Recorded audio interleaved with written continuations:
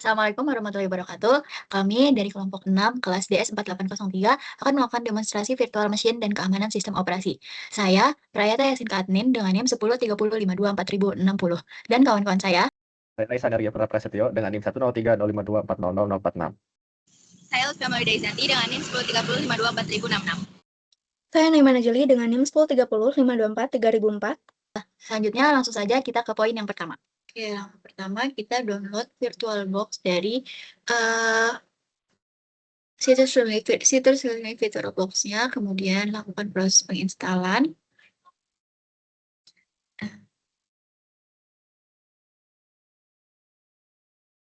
Setelah selesai, klik finish. Kemudian ini adalah tampilan dari Oracle VirtualBox. Selanjutnya kita download Ubuntu Desktop versi 22. Kenapa versi 22? Karena kebutuhan sumber dayanya lebih ringan dari versi 24 dan versi ini cukup untuk virtual machine berjalan dengan stabil. Selanjutnya kita buat virtual machine baru dengan klik new dan memberi nama Ubuntu, nanti type sama versionnya dia otomatis diganti. Kemudian memory size-nya di sini kami mengalokasikan 4096 MB. Next, pilih create a virtual hard disk, kemudian pilih VDI, next, pilih dynamic allocate. Nah, di sini kami juga mengalokasikan 4 GB untuk file location and size-nya. Kemudian klik create, terus di optical drive, choose a disk file, kemudian masukkan file ISO Ubuntu yang tadi sudah di-download, kemudian kita start Ubuntunya. Di sini klik enter. Nah, di sini bisa pilih bahasa.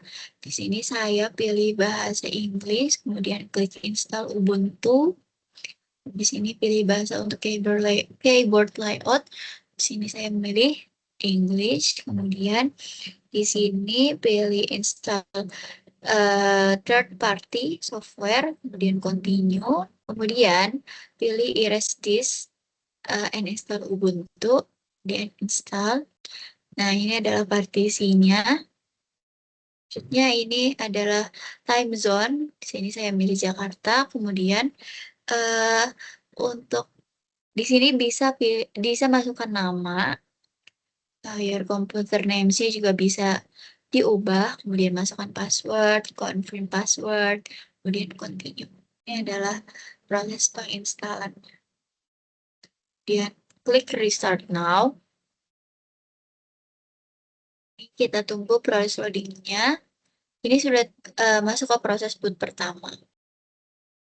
Nah, ini adalah tampilan dari Ubuntu yang berhasil terpasang. Ini bisa di next aja. Kemudian, di sini kita mau mencoba terminalnya.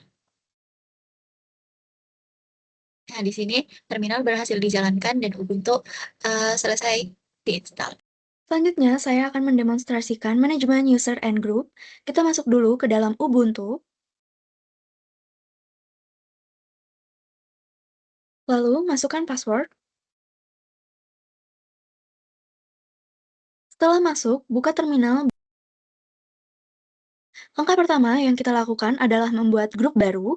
Kami membuat grup baru dengan nama new_kelompok 6 dengan mengetikkan perintah sudo group add new_kelompok 6. Masukkan password. Setelah memasukkan password, grup telah berhasil terbuat. Kemudian kita buat 2 user baru yang nantinya akan dimasukkan ke grup, yaitu untuk user pertama kami membuat dengan new_naima, dan untuk user kedua kami membuat dengan new_nevia, dengan memasukkan perintah sudo add user new_naima. Masukkan password bisa apa saja. Untuk yang ini bisa langsung dilewati saja. Untuk user pertama telah berhasil dibuat. Lalu untuk user kedua, ulangi dengan cara yang sama dengan memasukkan perintah sudo add user new_nevia. Masukkan kembali password. Untuk user kedua telah berhasil juga terbuat. Saat membuat user, sistem akan meminta kita mengisi password untuk masing-masing akun. Selanjutnya, kedua user tadi saya masukkan ke dalam grup new underscore kelompok 6 menggunakan perintah usermod. Kita masukkan sudo usermod.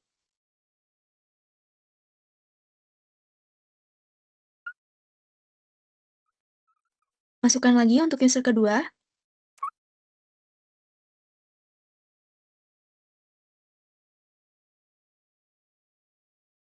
Flag min aj berarti append, menambahkan user ke grup tanpa menghapus keanggotaan grup lain yang sudah ada. Sekarang, saya batasi akses ke directory milik new underscore Naima atau user pertama, agar user lain tidak bisa masuk ke dalamnya, dengan mengetikkan perintah sudo chmod 700 home new underscore Naima. Permission 700 artinya hanya pemilik direktori yang punya akses penuh. User lain sama sekali tidak bisa membaca maupun masuk.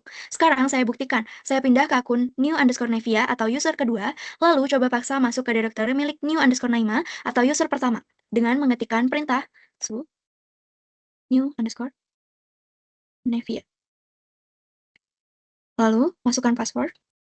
Ketikkan lagi perintah cd home new underscore Naima. Bisa dilihat, terminal langsung menolak dengan pesan permission denied. Ini membuktikan bahwa Chmod 700 berhasil melindungi direktori tersebut. Setelah itu, saya ketik exit untuk kembali ke akun utama. Dari demonstrasi ini, bisa kita lihat bahwa bagaimana Linux mengelola hak akses antar pengguna. Setiap user punya ruang untuk terlindungi dan hanya bisa diakses oleh yang berwenang. Selanjutnya, saya akan mendemonstrasikan penggunaan snapshot dan restore. Pertama, saya akan membuat snapshot sebagai titik aman. Karena kita sedang berada di dalam Ubuntu, tepatnya sedang membuka terminal, maka keluar dulu dari Ubuntu dan membuka VirtualBox kembali. Lalu klik icon 3 ini, pilih snapshot, lalu klik take, dan ganti namanya menjadi misalnya kondisi aman. Lalu klik OK. Lalu setelah itu, sekarang saya masuk kembali ke Ubuntu dan sengaja membuat kerusakan untuk simulasi. Saya akan membuat folder dan file acak di desktop seolah-olah terjadi error pada sistem. Perintah yang akan saya masukkan adalah cd. Sudah berada di dalam desktop, maka saya akan memasukkan perintah simulasi error. Lalu masukkan kembali perintah touch desktop simulasi error. Kita akan membuat file korup 1 sampai 10.txt. Kita akan mencek apakah sudah terbuat filenya. Bisa dilihat, sudah muncul 10 file korup di desktop. Ini mewakili kondisi sistem yang rusak atau berubah, tidak diinginkan. Sekarang, saya matikan VM. Lalu buka menu Snapshots, VirtualBox. Pilih Snapshots kondisi aman yang tadi dibuat, klik tombol Restore. Lalu klik ini. Setelah itu, kita jalankan kembali.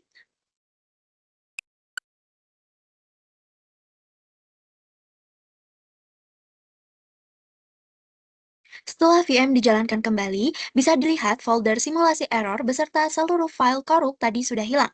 Sistem kembali bersih persis seperti sebelum kerusakan terjadi. Itulah fungsi utama snapshot. Snapshot sangat berguna sebagai backup cepat sebelum melakukan perubahan besar pada sistem, sehingga kita bisa rollback kapan saja jika terjadi kesalahan. Baik, di sini saya akan mendemonstrasikan konfigurasi jaringan pada virtual machine menggunakan Oracle VirtualBox dan Ubuntu versi 22. Konfigurasi ini bertujuan agar sistem operasi virtual dapat terhubung ke internet dan berkomunikasi sesuai dengan kebutuhan penggunanya. Nah, lalu step yang pertama, buka VirtualBox dan di bagian Ubuntu-nya kita klik setting. Nah, lalu di bagian network, di sini kalian bisa lihat ada beberapa jenis untuk pilihan networknya. Tapi di sini saya akan berfokuskan ke dua saja, yaitu NAT dan Bridge Adapter. Jika menggunakan NAT atau Network Address Translation, pada mode ini VM akan memperoleh akses internet melalui komputer host. VM berada di jaringan private sehingga lebih aman untuk penggunaan umum seperti instalasi software dan browsing. Lalu, jika menggunakan bridge adapter, VM akan terhubung langsung ke jaringan fisik dan memperoleh IP sendiri, sehingga dapat diakses perangkat lain di jaringan yang sama. Begitu. Dan di sini saya akan mulai menggunakan NAT terlebih dahulu. Lalu kita OK dan start. Kita ketikkan saja passwordnya. Nah, di sini sudah masuk ke dalam Ubuntu-nya. Yang pertama, kita ke aktivitas, lalu cari terminal. Nah, dan kita ketikkan ping google.com. Nah, di sini bisa dilihat bahwa ini adalah feedback, yaitu berupa IP dari Google itu sendiri. Nah, kita berhentikan saja. Nah, lalu di sini saya akan membuktikan bahwa perangkatnya sudah terhubung dengan network-nya. Kita buka di Firefox-nya. Di sini langsung saja ketikkan Google.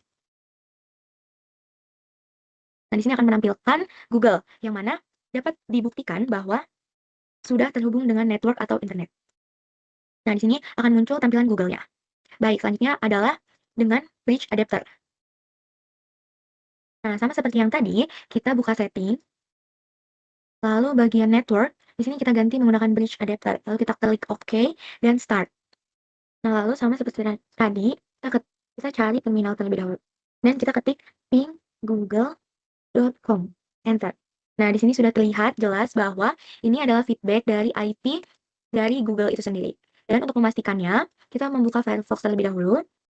Nah, lalu di sini saya akan coba ketik Google. Enter. Nah, di sini sudah tertampilkan ada Google di dalam Firefox-nya. Lalu saya akan mencoba mengetikkan YouTube. Dan juga sudah terlihat jelas bahwa di dalam Firefox ini sudah terhubung dengan network-nya. Nah, jadi dapat disimpulkan bahwa konfigurasi jaringan virtual machine berhasil dilakukan. Mode yang kita pilih yaitu ada dua, mode NAT dan mode bridge adapter. Jika mode NAT yaitu memungkinkan VM akan mengakses internet melalui host dalam jaringan yang private. Sedangkan mode bridge adapter langsung ke jaringan dan memberikan IP tersendiri. Dan keduanya memiliki fungsi berbeda sesuai dengan kebutuhan penggunaan jaringan pada virtual machine-nya. Sekian dari saya, terima kasih. Di sini saya akan menjelaskan tentang poin 6 yaitu firewall. Pertama kita bisa buka terminal. Lalu di sini kita bisa langsung mengecek apakah APT sudah terupdate atau belum. Kita bisa tulis sudo apt update. Kita masukkan password Ubuntu-nya. Lalu di sini kita akan melihat bahwa komen sedang membaca dan ternyata APT saya sudah update. Selanjutnya kita bisa langsung saja install si UEFI-nya. UFW. Dilihat sedang fetching dan lain-lain tertulisnya. Dan akhirnya selesai. Sekarang kita bisa aktifkan si UEFI-nya.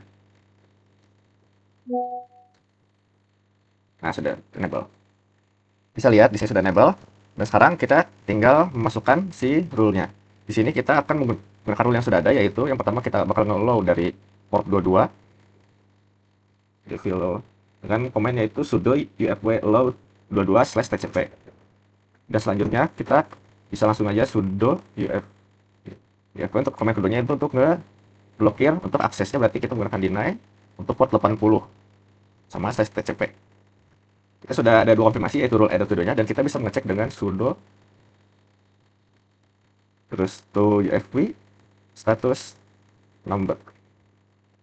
Sini bisa dilihat di dua slide pertama ada yaitu port 22 dan juga port 80 dengan masing-masing yaitu 22 di allow, namun dia yang 80 dia akan deny. Oke, sekarang kita akan mencobanya. Pertama kita bakal buka command prompt. Untuk command prompt kita bakal mencoba dulu untuk yang port 22, kita menggunakan SSH. Yaitu kita bakal ini karena nama username-nya, dan juga kita bakal ke sini untuk localhost. Kita tulis yes untuk melanjutkan. Masukkan password si Ubuntu-nya. Dan bisa dilihat di sini bahwa untuk yang SSH yang port 22 itu berhasil karena untuk command prompt kita menggunakan port 22. Nah, sekarang kita akan mencoba untuk yang ini http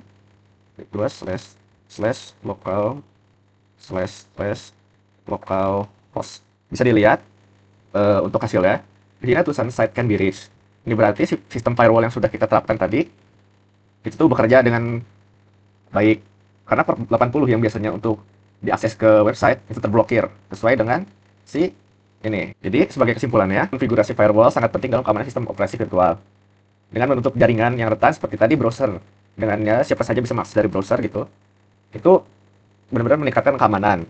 Dan tingkat keamanan tersebut bisa sangat bagus karena hanya port 22 yang diakses oleh command prompt dari laptop sendiri itu yang bisa nyambung ke virtual. Baik, sekian dari kelompok kami. Mohon maaf bila ada kesalahan kata ataupun sikap. Wassalamualaikum warahmatullahi wabarakatuh.